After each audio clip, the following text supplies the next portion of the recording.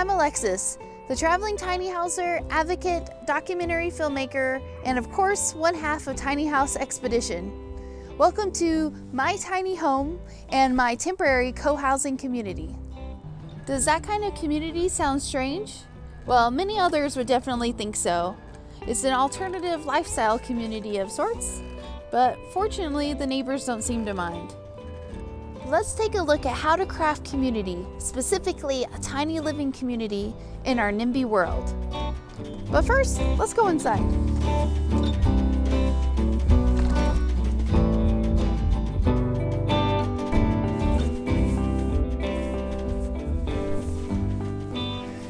One of my favorite things about living tiny is how it more intimately connects me to the outdoors. And that would be with nature or with... And yes, I do want neighbors. I know there are many enthusiasts out there who envision their tiny on a beautiful remote piece of property with no one in sight. And by all means, if that makes you happy, go for it. We certainly enjoy getting away from it all from time to time, especially with our cozy tiny in tow. But for access to resources and even jobs, living closer to others or town is definitely beneficial. Christian and I, like many others, are social beings and really thrive on living near people. But let's take a step back. What is a tiny home community anyway? Well, there's no hard and fast definition, but a community itself is defined as a group of people who live together or have a common characteristic. So simply put, the tiny house community at large has a shared characteristic of wanting to live tiny. And a tiny house community development is a group of tiny houses. And from my perspective, a tiny home community could have a mixture of different kinds of small dwellings or a mix of small and traditional homes. Why create this kind of community development? Well, it can lead to greater social interaction between neighbors, which can lead to more meaningful relationships, healthier lifestyles. It's also a pathway for creating more sustainable housing. Plus, sharing land and resources just makes good sense. There are as many kinds of tiny home community concepts as you can imagine. The sky is really the limit, but legal obstacles and the opinions of your neighbors can definitely get in the way. NIMBY attitudes can be the ultimate roadblock between any kind of new or different development. What does NIMBY mean? Not in my backyard. It's someone who imposes anything they don't like being built near where they live. This could be a project in their neighborhood like a garbage dump or a homeless shelter. Even though it might serve the greater needs of the community, they don't want it because they see it as unsightly, dangerous, or can affect their property value. Sometimes NIMBYism can be positive, like locals banding together to prevent a truly destructive project being built too close to residential neighborhoods. But NIMBYism can just be flat out selfish, like opposing something that's going to block your view or something that will cause construction noise in your neighborhood. NIMBYism can and does affect the available housing supply. A NIMBY might say, I agree with the proposed zoning ordinance that will help create more affordable housing, but I don't want poor people housing too close to my house.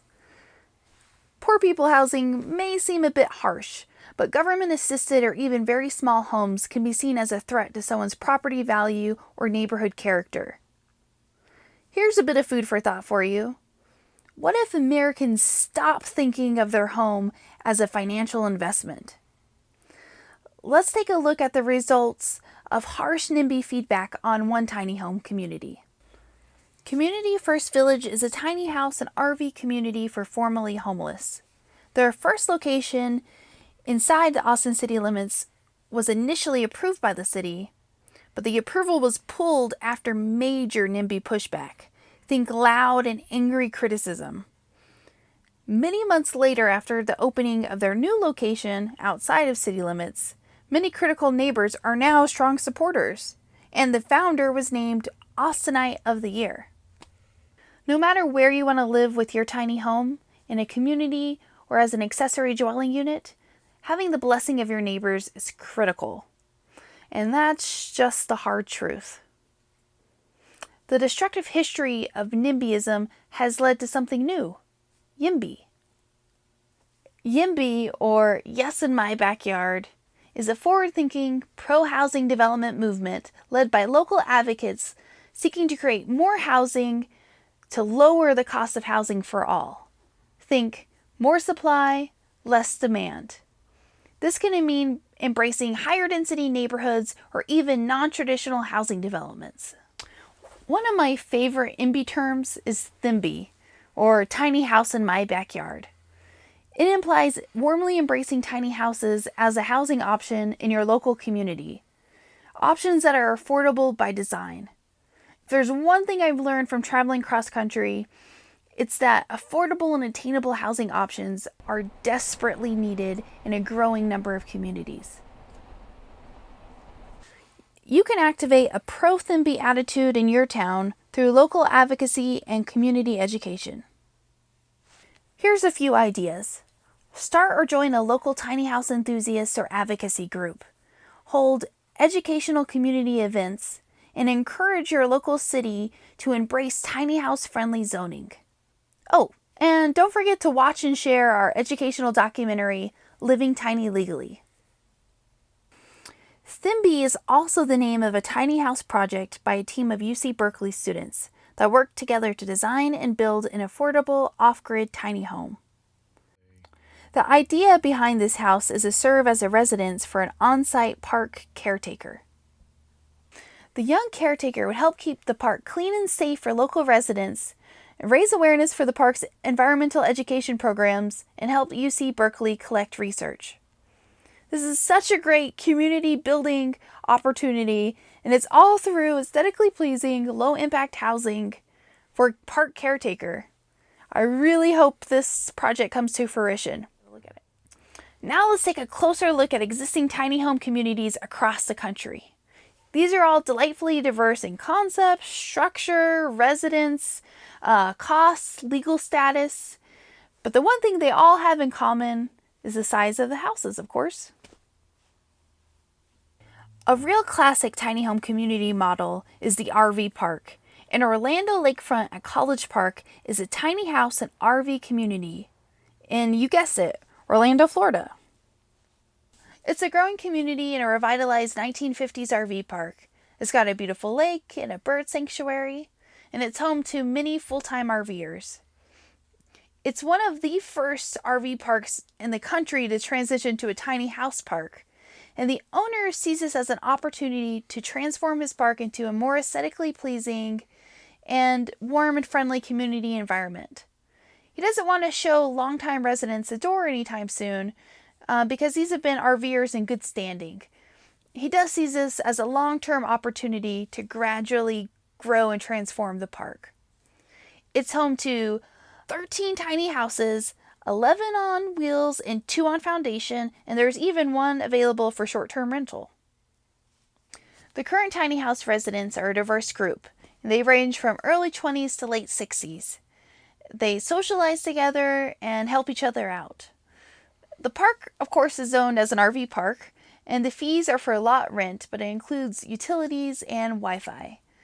As far as feedback from the community, it's basically, when can I visit? There have been many occasions where overzealous enthusiasts come into the community uninvited, peer into windows, knock on doors. So the community now does regular open houses, and the residents created a secret knock plus a texting system to make sure respectful boundaries are kept intact. Pros: it's move-in ready, it's tiny house friendly, you don't have to worry about a zoning complaint.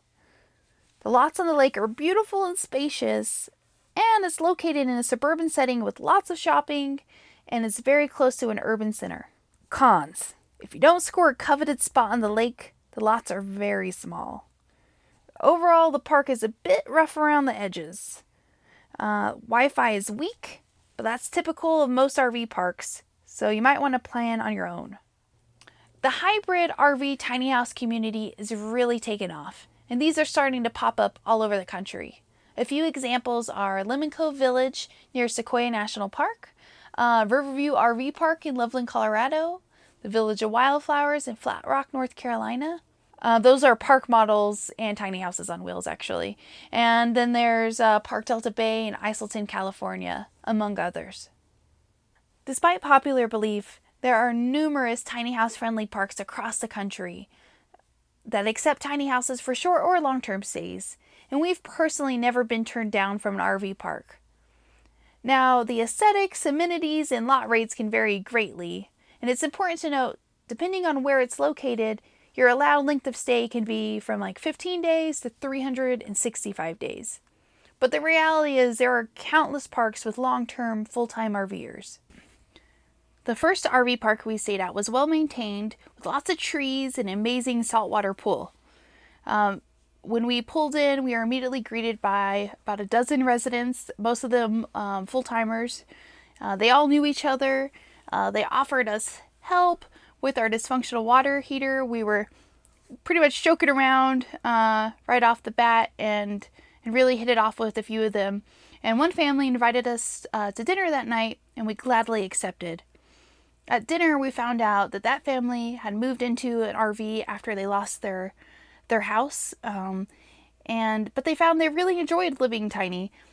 But the wife dreamed of having her own homier environment in her very own tiny house on wheels. RV parks can make a great home. I wouldn't write this off as an option for tiny house parking or even a community setting. Imagine the possibilities of transforming a dilapidated RV park into a tiny house community, or creating a new one by purchasing an RV-zoned piece of property. Someone who did imagine the possibilities was the innovative billionaire Tony Hsieh. He created Llamallapolis, a tiny home and Airstream village in the heart of downtown Vegas. It's an intentional community, or a community designed and planned around a collective values and interests involving shared resources and responsibilities. In the fall of 2014, it was just another vacant, rundown lot in Vegas. And long ago, it had been an RV park, but was now completely in disrepair. Tony was looking for a new place to call home, and it just so happened Zappos owned about 33 tumbleweeds and Airstreams. An idea came to him to park all of these on the old RV park to conduct a community experiment. He invited 30 friends to stay for a couple weeks and to explore ideas on how to create a functioning, sustainable community. The empty lot was soon brought to life by this group of creative thinkers, and during their stay, they would gather around the fire to cook, share ideas, and listen to music. They explored concepts for the optimal layout and discussed what amenities were most needed. Tony and several others were really loving this simple, connected lifestyle, and after just a couple nights, they knew they wanted to stay for good. And this would become Tony's full-time residence. A vibrant and definitely unique urban tiny home community model has organically evolved to best meet the needs of its residents, while the structure of the community has been deliberately molded to foster daily, spontaneous social encounters. Tony calls these collisions. For instance, everyone comes through one main entrance. This increases the number of social interactions and strengthens the connected community vibe. The residents are working downtown professionals, artists, or digital nomads that work from home or travel heavily for work. There are full-time and part-time residents. There are singles, couples, and in the past even small families. We were surprised to learn that many of the residents are introverts. One resident, her name's Chrissy, she said that, left to her own tendencies, she would really seclude herself, but she recognized that wasn't particularly healthy. So living at Llamallapolis gives her the opportunity to have all these spontaneous interactions with folks, but then she always has the ability to retreat to her cozy, own tiny home if she needs her personal space. The village is zoned as an RV park, and the rent includes the tiny home, utilities, shared facilities, and Wi-Fi. Okay, pros. It's within walking distance to everything, from jobs to groceries to restaurants. Shared facilities, we got laundry, indoor lounge and workspace, outdoor lounge space, kitchen with extra fridge space, which is perfect for all the community potluck leftovers. And the shared common areas really acts as an extension of the living space of each resident's tiny home, and all the homes face those spaces. High-speed internet throughout the whole village.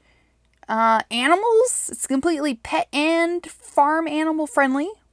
There's a point person, the community manager. He oversees all the maintenance. Those residents are encouraged to contribute regularly based on their skills and interests. Security. The entire community is enclosed by a 5-foot concrete wall. This helps maintain a sense of safety, also fosters a connected community feel within a busy downtown. There's lots of organic community building, like at impromptu potlucks.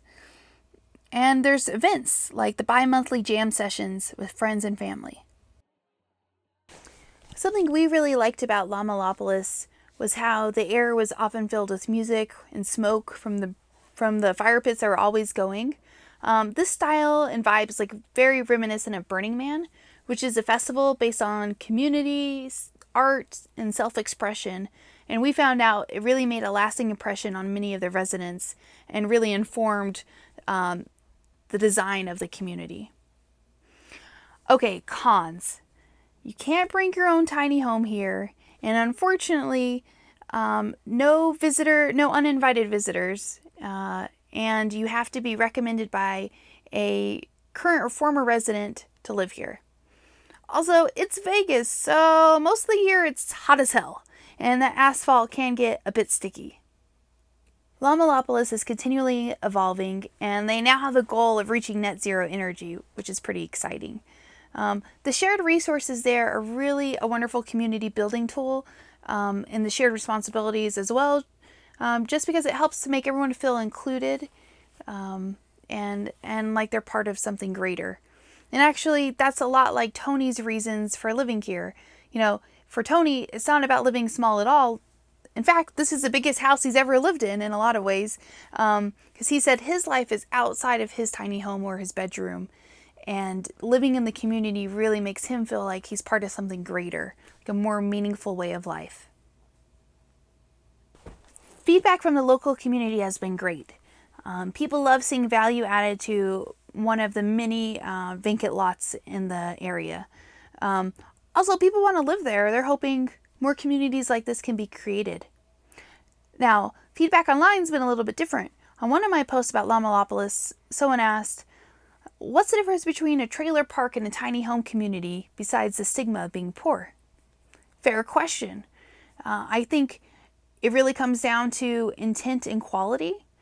Of course, not all trailer parks or mobile home parks are poor quality or unattractive.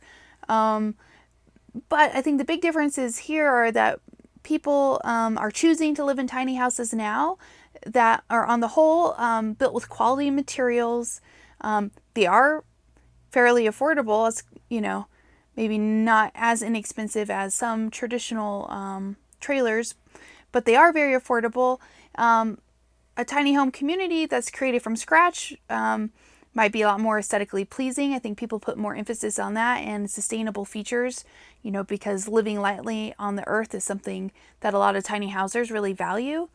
And then, but I think a big difference is I've heard a lot of stories and a lot of news stories about how a lot of trailer parks are really poorly managed and people get taken advantage. Their rent gets raised, people get trapped because mobile homes really aren't that mobile, and the upkeep's not great.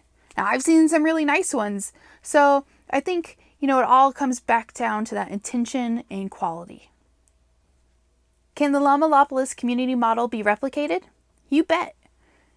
It takes finding some rundown, dilapidated, or for sale urban RV parks, startup capital, creative thinkers, and some motivated community members, and voila, you got an intentional tiny home community.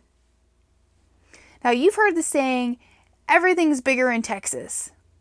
Well, there's a few communities there who would beg to differ. The itty-bitty town of Spur, Texas is reinventing itself. And back in 2014, they declared themselves tiny house friendly. This is part of a grand plan to revitalize this dying small town. Tiny house pioneers are welcome to bring or build their tiny home and put it on a single lot in Spur. And the lots are super cheap and going quick. 70 have been sold so far, but there's still many more vacant lots or lots that have burned out houses on them. Inexpensive land is a real rarity, and here in Spur, there's no additional impact fees. And those are the two biggest obstacles for placing tiny houses on single lots or in community developments and other places in the country. And that's why developer Danny Schallenberg is looking at building a pocket neighborhood in Spur. With the population of only 1,000, it's plausible that the tiny housers could become a majority in the town of Spur. Most newcomers have been welcomed with open arms by longtime Spur residents. Others have been a bit skeptical. Can't really blame them. They've been born and bred in that town, and maybe just want to take a little extra time to get to know some of the residents. But tiny housers like Carol are really making inroads by joining the library board and getting involved in the community. The city has adopted building codes and zoning that are tiny house friendly. Let's talk pros. It's a lovely setting in a rural landscape, cheap land, no legal conflicts, lots of small business opportunities in the quaint, mostly vacant downtown, access to nature, non-existent crime, and fiber optic internet. Cons. It's a town in transition, so it's rough around the edges, but kind of in a charming way. Limited shopping and resources. The closest town is an hour away, closest big town, Lubbock, is an hour away, and you'll need to remove the wheels of your tiny home to secure it to a foundation. There's a different kind of NIMBYism going on in Spur. Can't say that it's all bad. A few of the newcomers who came to town said they were going to build tiny houses, but really wanted to build earthen structures and started to make steps to do that. Well, this did not go over well, and this was not the kind of structures the town had in mind or put into their ordinances. So these few residents who were unsatisfied by the restrictions picked up their belongings and moved a few miles down the road to unrestricted county land and are now creating their own community called Makerton. The idea behind Makerton is to create an off-grid, co-op intentional community. So everyone who lives there is going to have ownership, and it's going to be made up of makers, pilots, and off-gridders. It's a pretty funky community plan, but they're making some steps to make that development a reality and to fix some of the sour ties with the Spur townspeople by doing all their shopping in town and trying to be really courteous and such. Okay, well, these aren't the only Texans making a tiny splash. Austin Livework is one of the first tiny house on wheels communities across the whole country. It's located just outside of the Austin city limits on a piece of property with unrestricted zoning. And when we visited them, they had 13 tiny houses, but now have a whopping 25, including 4 rentals. This is an innovative development on a 10-acre piece of property that was created by entrepreneurs Matt and Marnie. They're hoping to become the future of private land development. This community is more like a startup than an intentional community. It has the startup state of mind, a culture and mentality of innovating existing ideas to solve critical pain points like unsustainable suburban sprawl and affordable housing problems. The community founders embrace libertarian ideals and want their residents to have maximum freedom to contribute to the community as they see fit and limited rules. They're hoping the community will become more self-sustaining and eventually fully off-grid. The community plan is completely flexible based off of available resources and ideas from the community members, including cottage business ideas. At Austin Livework, they offer lot rentals, which include your utilities. Okay, let's talk pros. They offer a place for you to build your tiny house. The rules are very limited. The rental rates are very affordable, especially compared to the Austin market rate. There's startup incubator opportunities, barter and collaboration opportunities, aging in place, community building activities, a Hugh Newer system and gray water filtration system. Of course, you don't have to worry about zoning complaint. You have close access to an urban center and garden space. This can be seen as a pro or con, but you're right down the road from a major speedway. So lots of great events. Can be a little bit noisy, but not too bad. Let's talk cons. There's no tree cover, and we all know Texas summers can be brutal. Some of the residents have combated this by hanging shade covers, so that helps. But in general, the landscaping and community development is slow, and it's an ongoing process as funds are available and as community members contribute ideas. There's no internet, so you're going to have to provide your own. And there's no firm comprehensive development plan, which is important to some people. Regarding feedback from the neighbors, though, there aren't really any neighbors, so that's a plus. When people drive by, they often just stumble across the community, are really delighted, and will come in to learn more. So the community has set up tours. To get immersed in the community experience at Austin Live Work, you can join one of their tours or book a stay in one of their 4 tiny house rentals. Matt and Marnie are open to starting other communities. You can reach out to them to collaborate about creating a community on your piece of property, preferably unrestricted zoning. As nomadic tiny housers, Christian and I sometimes join or form temporary communities, like where we're parked now, in my sister's backyard. This is not your typical family visit. We've been here for over 2 months and have formed a kind of mini co-housing community. A co-housing community is semi-communal housing consisting of a cluster of private homes and a shared community space whose residents share in tasks such as childcare. We share her backyard space, meals, we contribute to the utility bills, and help with chores and childcare. We found the community experience really amplifies the benefits of tiny living on personal and greater community levels. Our greater tiny house community means connecting over the common ground of tiny houses, but it's so much more.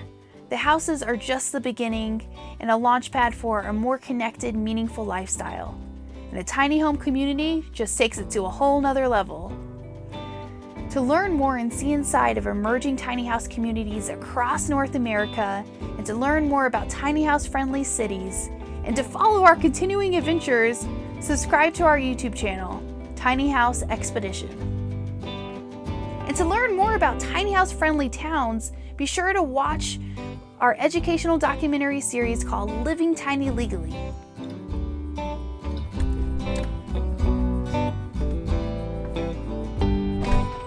Thanks for stopping by.